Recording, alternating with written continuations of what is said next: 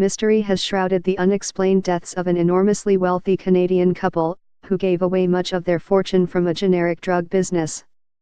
The bodies of the couple, Barry and Honey Sherman, were found Friday inside their mansion in an upscale neighborhood of northern Toronto. Aside from describing the deaths as suspicious, the police in Toronto offered little information. Brandon Price, a homicide detective, told reporters that investigators were not currently seeking a suspect, a statement he said had been made to alleviate some of the concerns in the neighborhood. Emergency workers were summoned shortly before noon on Friday to the couple's mansion in response to a 911 call, which Canadian news outlets said had been placed by a real estate agent. The Shermans had recently listed the property for sale at nearly $7 million Canadian dollars, or about $5.4 million. Apotex, the company M.R. Sherman founded, confirmed the couple's identity in a statement. M.R. Sherman, 75, was chairman of the drug maker. M.R. Sherman used litigation and pressure on governments to open up the market for generic drugs, turning Apotex into a business with annual sales of more than $2 billion Canadian dollars. Canadian Business Magazine estimated his personal wealth at $4.7 billion Canadian dollars. He also was embroiled in a long-running legal dispute with a group of his cousins, who sought about $1 billion in a lawsuit brought in 2006. The complaint, which was based on M.R.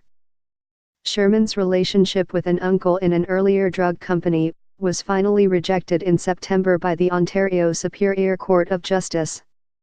In addition to donating to many charities, mainly in the Toronto area, M.R. Sherman was a prominent backer of the Liberal Party led by Prime Minister Justin Trudeau. This year, Karen Shepherd, the federal lobbying commissioner, said she was investigating the propriety of M.R. Sherman's hosting of a Liberal Party fundraiser in 2015 that featured M.R. Trudeau, who was not yet Prime Minister. Because M.R. Sherman was registered as a lobbyist at the time, some political opponents and a political ethics group charged that the event violated federal lobbying rules. Apotex had asked a court to end the investigation, calling it an unanchored fishing expedition. M.R. Trudeau was among many prominent Canadians who expressed sadness over the couple's death. "Our condolences to their family and friends, and to everyone touched by their vision and spirit," Prime Minister Justin Trudeau wrote on Twitter.